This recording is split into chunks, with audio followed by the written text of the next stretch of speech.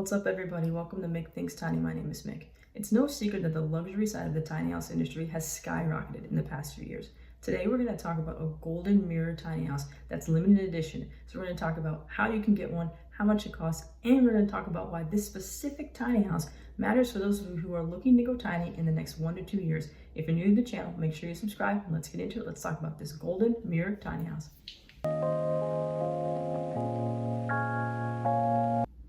Alright, welcome back. So today we're talking about a limited edition golden mirror tiny house. Before jumping into that, I want to talk a little bit about the different types of buyers that are in this industry. So for the most part on this channel, we've talked about the traditional tiny house buyer, which I'm calling the dweller for the purposes of this video. There's also two different types of tiny house buyers that we haven't really talked about too much. Those are the entry-level investors, so those who maybe have a couple extra tens of thousands of dollars to throw into a tiny home. So maybe they can pay for a $30,000 tiny house out of pocket and put it on a piece of land they already own and turn it into an Airbnb. But then we have this elite class of investors that are in the tiny house industry. They're in this market right now and they have a lot more money to spend. So they can buy a $200,000 or $300,000 or $400,000 or $500,000 tiny house. And we're going to talk about whether or not tiny houses in that price point exist as well too. So make sure you watch to the end.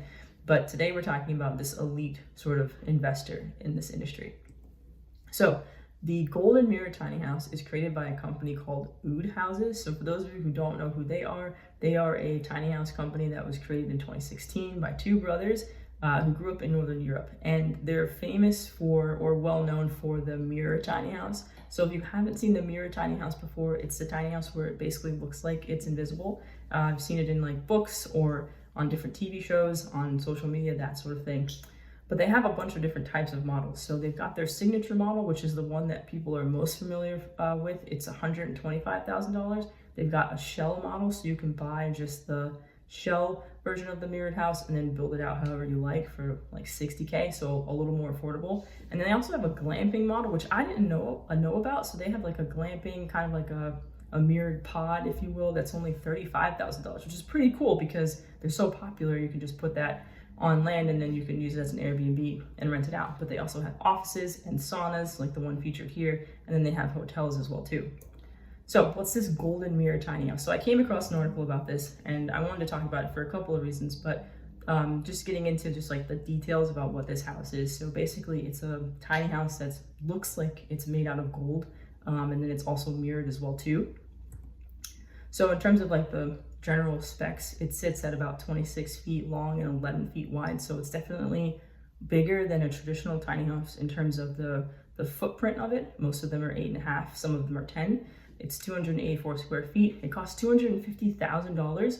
And that's primarily, I'm assuming, because of the type of glass that they're making. They're using a golden, sort of like rare glass that's gonna sort of like cast different lights and make it look really cool. But it's also exclusive, so they're only making 79 of them. They're selecting the locations where they can be put, so it's only for people who have land in unique locations, and you have to apply on their website to actually get one of the homes. So the big piece with this golden mirror tiny home is that it's sort of being marketed as part of a brand, if you will, of tiny homes that are the most profitable tiny houses in the world. So this is why we're focusing on this elite group of investors, because we're talking about people who are specifically looking to buy a tiny house to turn a pretty significant profit. So they break it down on their website. They talk about how good of an investment it would be to buy an OOD mirrored tiny house in general, not even thinking about the gold one, which I'm assuming would have even a bigger return on investment, if you will. So they talk about how their particular tiny houses have a much higher occupancy rate than your average tiny home. So like their OOD in Vermont has an average occupancy of 97%, which is incredible, and it rents at about $530 a night. You can do the math on that one. It is a huge profit. And then the ones all over the parts of the world generally have an occupancy rate of above 70%, with the 97% one being the most profitable. So the reason why I wanted to talk about this is, if you remember earlier in my video where I talked about whether or not tiny houses are worth it, I talked about all the different factors that affect this industry. And there are some 5 major ones. So you have manufactured housing industry, RVs, the real estate market, tourism, and then you have social media and HGTV.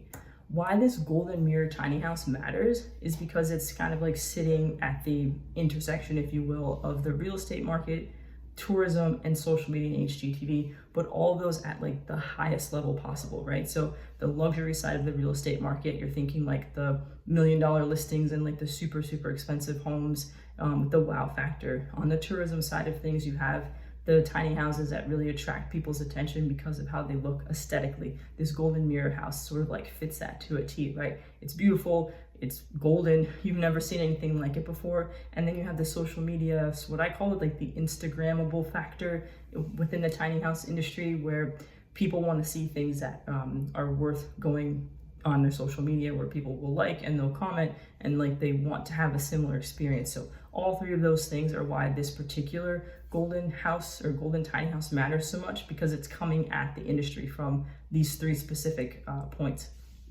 So the main thing about this is it kind of raises the question about whether or not the luxury side of tiny house industry is the future. So I've made quite a few predictions. I've discussed different aspects of the industry.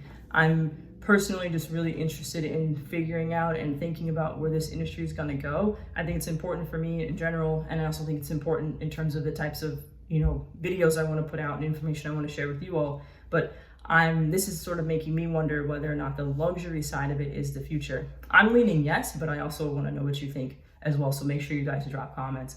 So if the luxury side of the market is the future of it, it would mean that the focus of this industry is more on investment and less on that traditional dweller. So builders are thinking more about, can I create a tiny house that's pretty enough, that's Instagrammable, that someone will buy, and then I can sort of tell them, all right, the draw here is that you can put it on land and you can make a bunch of money. So that becomes the new marketing pitch, if you will. That becomes the new sell for a builder. Focusing more on experiences and on glamping and less on living in it. So that's kind of what it would look like if that is sort of the future of the industry or of the market. Now, what comes with this, of course, is a couple things. And from what I'm seeing, it's rising prices and then land deals. So I've been seeing more expensive listings online for tiny homes just in general. So on Tiny House Listings, which is a huge site, I had the owner on the channel a few months ago. There, I saw a listing for a tiny house that was 240 square feet, and the price was $310,000. Now, it did come with land, but still, it's still paying $310,000 for a tiny house. I've also seen one for $3.5 million in California. It's like a 275 square foot tiny home, but it comes with land. I believe it's like 12 acres, and it also comes with a larger house as well too. But there was a recent report by Architectural Digest, which sort of looked at the luxury side of this industry.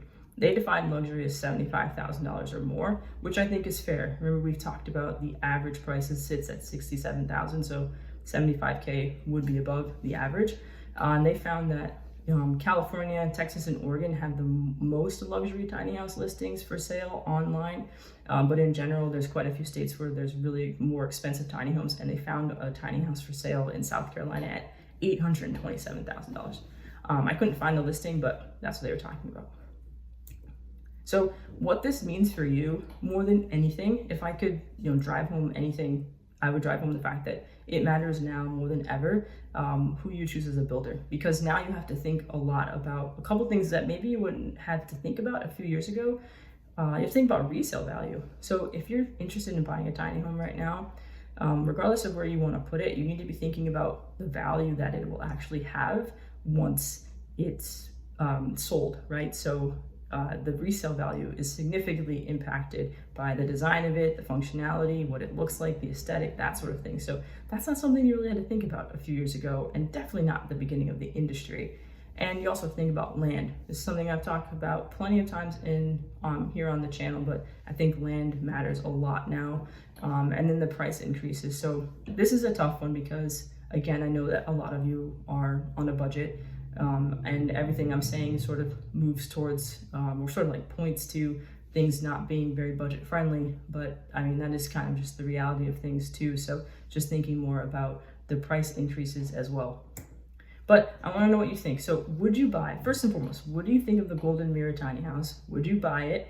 What do you think about this like luxury, sort of like high-end elite investor market for the tiny house industry? Do you think I'm completely off base and that there's still going to be plenty of room for the traditional buyer? Do you think the future is luxury and investment and $250,000 tiny homes? I want to know what you think. And also, how do you think it's going to affect you in terms of your plans? Like, as you start to think more about how you want to go tiny, like, are you factoring these sorts of things into your decision? So yeah, I'd love to hear from you guys. I appreciate you taking the time to watch this video.